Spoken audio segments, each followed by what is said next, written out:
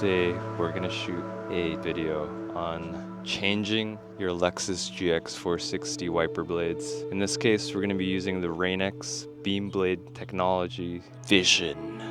And you're gonna need a 26 and a 20 for this installation. All right, let's start off by opening this 26-inch.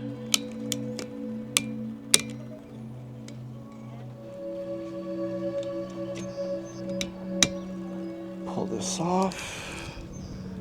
Then yeah, there you go.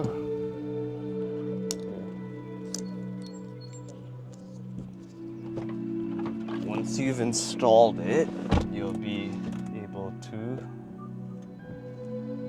clean your wipers nicely. It's ideal to replace your windshield wipers every 12 months. Yeah, it's that easy. If you guys like that video, don't forget to like and subscribe. It helps the channel a lot. Peace and love.